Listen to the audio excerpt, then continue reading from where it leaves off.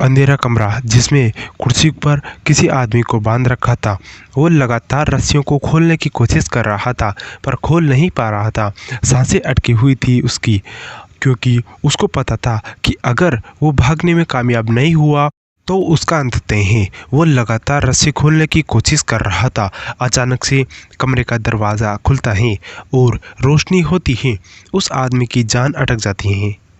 वो थूक निकलते हुए चेहरा उठाकर सामने देखता है। सामने एक 27-28 साल का लड़का खड़ा था। 6 फीट लंबा कद, गेहुआ रंग, जिम में पसीना बहाकर बनाई सॉलिड बॉडी, भूरी आंखें, हल्की बियर्ड, माथे पर आ रहे उसके हल्के हल्के बाल, चेहरे पर बेहिसाब गुस्सा और आंखों में अंगार भरकर वो एक एक कदम चलता उस आदमी की तरफ आ रहा था। आदमी की डर के मारे हालत खराब हो गई थी। वो लड़का उसके पास जाता है और ठीक उसके सामने कुर्सी पर बैठकर वो एक सिगरेट जलाकर अपने होठों से लगा लेता है। वो आदमी लड़खड़ाती आवाज़ में, भाई भाई मुझसे गलती हो गई, मुझे माफ़ कर दो। वो लड़का सिगरेट का धुआं उसके मुंह पर छोड़ते हुए, हमारे धंधे में गद्दारी करने वालों का क्या अंजाम होता है ये नहीं जानता तू? वो आदमी, गलती हो गई भाई, एक मौका। वो लड़का जोर से कुर्सी पर लात मारता है जिससे वो आदमी दूर जाकर गिरता है। उस लड़के की आंखें आदमी लगभग गिड़गिड़ाते हुए, माफ़ कर दीजिए भाई, मैं लालच में आ गया।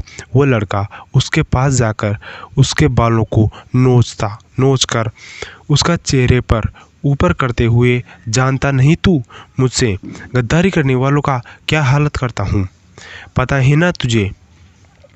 फिर भी तूने ये गुस्ताखी करने की गलती की है, माफ़ी नहीं होती मेरी अदालत में। वो लड़का अपनी कमर में टूसी हुई गन निकालता है और एक झटके में खोपड़ी उड़ा देता है उस आदमी की और लगातार गोलियों की बरसात करता चला जाता है। पीछे से आकर उसका दोस्त साथी भाई उसका सब कुछ उसे रोकते हुए, बस कर, मर गया वो, पागल हो गया है तू। अब वो लड़का चिल्लाते हुए, हाँ हाँ पागल हो गया हूँ मैं, धोखा बर्दाश्त नहीं होता मुझसे। सब तरफ यह खबर आग की तरह फैला दो कि धोखा करने वालों के साथ क्या क्या करता है अन्नत। आवराहे इस कहानी के नायक, मुंबई शहर का बादशाह, जिसके नाम से ही सारा शहर कांप उठता है। ड्रग्स स्मगलिंग्स ऐसा कोई गलत काम नहीं था जो ये ना करता हो, पर धंधे में बेईमानी नहीं पसंद थी इसे। बहुत ही बेरहम और पत्थर दिल था। अंततः लड़कियों तो इसके नाम से ही डर जाती थी। रहम तो इसकी अदालत में था ही नहीं। इसकी ज़िंदगी का केवल एक ही मकसद था, महेश कपूर की बर्बादी। आज जन्नत को भी जैसे भी इसकी वजह से महेश कपूर साहिल मेहरा कहानी के दूसरे किरदार हैं। ये अनंत का बिजनेस पार्टनर, दोस्त, भाई, उसका सब कुछ। दोनों एक ही घर में रहते हैं। साहिल अनंत को शांत करते हुए, शांत हो जा गुरु, मर गया है वो, चल तेरा मूड सेट करते हैं। साहिल अपने आदमियों को अंदर आने का इशारा करते हुए, उठाकर बाहर फेंक दो इसे, धोखेबाज की लाश को, और सबको बता दो कि हमारे साथ गद्दारी करने वालों का यही हाल होगा। साहिल अनंत को लेकर पब में चला जाता है और जो कि अनंत का ही था। अनंत का गुस्सा अब भी शांत नहीं हुआ था और इस बात को साहिल भी देख रहा था। वो एक लड़की को कुछ इशारा करता है और खुद को वहाँ से डांस फ्लोर पर चला जाता है। वो लड़की पीछे से अनंत के कंधे पर हाथ रखते हुए, हाय हैंडसम, वो उसके बेहद करीब जाकर बोलती है। अनंत उसका हाथ झट कर शराब की बोतल उठाकर उसके मुंह से लगा देता है और वो लड़की वापस उसके बेहद करीब आकर उसके चेहरे पर उंगली फेरते हुए, क्या रखा है इस शराब में, एक बार हमें चक्कर तो देखिए, इतना नशा है कि ज़िंदगी भर नहीं उतरेगा। अनंत अपनी जलती निगाहें उस लड़की पर खुलता है और एक झटके से उसे अपने करीब करके अपने होठ उसके होठ पर रख देता है और उसे किस करने लगता है। वो किस कम कर रहा था और उस लड़की को तकलीफ ज़्यादा पहुंचा रहा था। वह लड़की उसे छूटने की कोशिश कर रही थी पर अनंत की पकड़ ढीली नहीं थी। वह उसे जब तक किस कर रहा था जब तक उसे लड़की के होठ से खून नहीं बह जाता। वो लड़की अपनी सारा ताकत लगाकर उसे धक्का देती है और गुस्से से दूर हटो जानवर कहीं के, तुम इंसान नहीं जानवर हो जानवर। अनंत को अपने होठों पर लगे खून को साफ करते हुए, जो मुझे नशा चढ़ा सके वो बात तुम में नहीं, यह कहकर वो शराब की बोतल उठाकर वहां से चला जाता है। बाहर तेज बारिश हो रही थी। अनंत एक हाथ से गाड़ी चला रहा था और एक हाथ से शराब पी रहा था, लेकिन दिल और दिमाग दोनों अतीत में घूम रहे थे। वो एकदम से गाड़ी रोक देता है और खुद बाहर आकर बारिश में भीगने लगता है।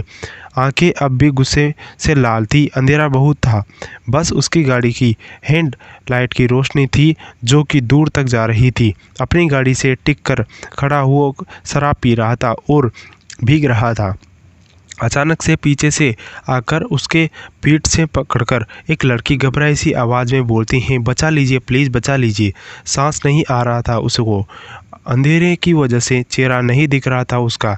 अनंत पीछे मुड़कर देखता है और बारिश में ही अपना फ़ोन निकाल लगा, उसको टॉर्च जलाकर उसकी लड़की के चेहरे पर मारता है और लड़की एक दम से अपनी आंखें बंद कर लेती हैं। सफ़ेद कलर की चूड़ियाँ, बाल खुले हुए जो कि उसके चेहरे पर आ रहे थे।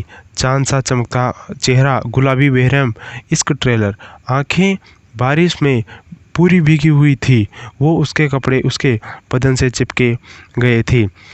पीछे से कुछ गुंडों की आवाज़ आती, वो रही पकड़ो। उसकी आवाज़ सुन वो लड़की एकदम से अनंत के पीछे छुप जाती है। बचा लीजिए मुझे वरना वो लोग उनके करीब आ जाते हैं। और होए छोड़ लड़की को, ज़्यादा हीरो मत बन, चल हट यहाँ से। उस लड़की की कसकत अनंत को पकड़ रखा था और उसका पूरा शरीर काँप रहा था। सुना नहीं तूने?